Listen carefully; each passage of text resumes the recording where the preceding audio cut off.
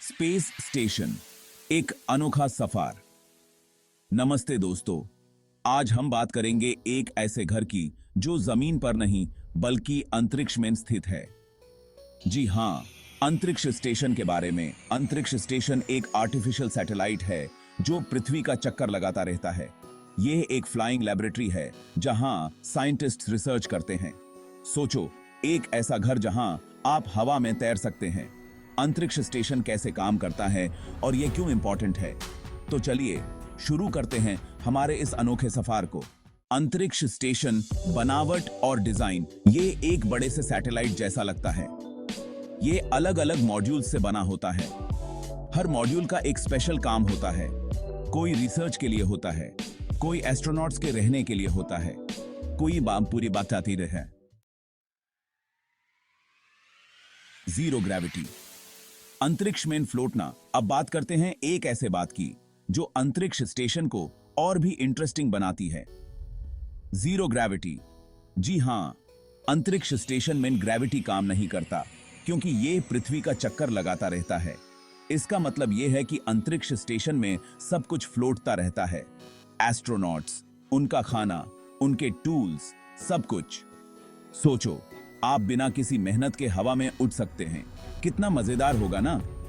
लेकिन zero gravity के अपने चैलेंजेस भी हैं। एस्ट्रोनॉट्स को खाने पीने, सोने और काम करने के लिए स्पेशल ट्रेनिंग लेनी पड़ती है ताकि वो जीरो ग्रेविटी में आराम से रह सके। लाइफ सपोर्ट, अंतरिक्ष में जिंदगी कैसे? दोस्तों, अंतरिक्ष में जिंदा रहना आसान नहीं है। यहां सांस लेने के लिए ऑक्सीजन नहीं है, पीने के लिए पानी नहीं है और टेम्परेचर भी बहुत एक्सट्रीम होता है। तो एस्ट्रोनॉट्स अंतरिक्ष स्टेशन में कैसे रहते हैं? इसका जवाब है लाइफ सपोर्ट सिस्टम्स। अंतरिक्ष स्टेशन में स्पेशल मशीन्स लगी होती हैं जो एस्ट्रोनॉट्स को ऑक्सीजन, पानी और सही टेम्परेचर देती हैं। ये मशीन्स पानी को रिसाइकल करती हैं, कार्बन डाइऑक्साइड को ऑक्सीजन में बदलती हैं और टेम्परेचर को कंट्रोल में रखती हैं। इनके बिना अंतरिक्ष में जिंदा रहना नामुमकिन है। चैप्टर 4, सोलर पावर अंतरिक्ष स्टेशन की ऊर्जा कैसे मिलती है? दोस्तों, जैसे हमारे घरों को इलेक्ट्रिसिटी की जरूरत होती है, वैसे ही अंतरिक्ष स्टेशन को भी एनर्जी की जरूरत होती है। लेकिन अंतरिक्ष में तो कोई पावर प्लांट नहीं है, तो फिर अंतरिक्ष स्टेशन को एनर्जी कैसे मिलती है? इसका जवाब है सूर्य। जी हां, अंतरिक्ष स्टेशन में बड़े बड़े सोलर पैनल्स लगे होते हैं जो सूर्य की रोशनी को इलेक्ट्रिसिटी में बदलते हैं। यह इलेक्ट्रिसिटी अंतरिक्ष स्टेशन के सारे सिस्टम्स को पावर करती है। Lights, computers, life support systems, सब कुछ। चैप्टर 5, इंटरनेशनल कोलैबोरेशन, एक साथ मिलकर अंतरिक्ष की ओर। दोस्तों, क्या आप जानते हैं कि अंतरिक्ष स्टेशन सिर्फ एक देश का प्रोजेक्ट नहीं है? ये तो दुनिया भर के कई देशों का एक संयुक्त प्रयास है। अमेरिका का नासा, रशिया का रोस्कोस्मोस, यूरोप का ईएसए, जापान का जैक्सा और कनाडा का सीएसए, ये सारे स्पेस एजेंसीज मिलकर अंतरिक्ष स्टेशन को ऑपरेट करते हैं। ये एक बहुत ही इंस्पायरिंग एग्जाम्पल है इंटरनेशनल कोलैबोरेशन का, जहां दुनिया भर के साइंटिस्ट्स और इंजीनियर्स मिलकर अंतरिक्ष के रहस्यों को खोल रहे हैं।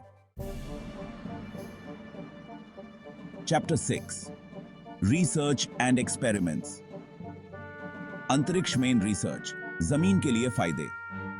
दोस्तों, अंतरिक्ष स्टेशन सिर्फ एक फ्लाइंग लैबोरेटरी ही नहीं है, बल्कि यह एक प्लेटफॉर्म भी है नया टेक्नोलॉजी बनाने के लिए। यहां साइंटिस्ट्स ऐसे एक्सपेरिमेंट्स कर सकते हैं जो जमीन पर करना पॉसिबल नहीं है। फॉर एग्जाम्पल, जीरो ग्रेविटी में मेडिसिन कैसे रिएक्ट करते हैं, प्लांट्स कैसे ग्रो करते हैं और मटेरियल्स कैसे बिहेव करते हैं, इन सब चीजों की स्टडी अंतरिक्ष स्टेशन में की जाती है। और इन रिसर्चेस से हमें जमीन पर नया मेडिसिन बनाने, बेटर क्रॉप्स उगाने और स्ट्रॉन्ग मटेरियल्स बनाने में मदद मिलती है। ओत्रो, अंतरिक्ष स्टेशन, मानवता का भविष्य। दोस्तों, अंतरिक्ष स्टेशन सिर्फ एक शुरुआत है। ये एक कदम है उस सफर का जो हमें अंतरिक्ष की गहराइयों तक ले जाएगा। अंतरिक्ष स्टेशन से हमें अंतरिक्ष के बारे में बहुत कुछ सीखने को मिला है और ये सीखना जारी रहेगा। आशा करते हैं कि आने वाले समय में हम अंतरिक्ष में और भी आगे बढ़ेंगे और मानवता के लिए नई नई खोजों को अंजाम देंगे। धन्यवाद।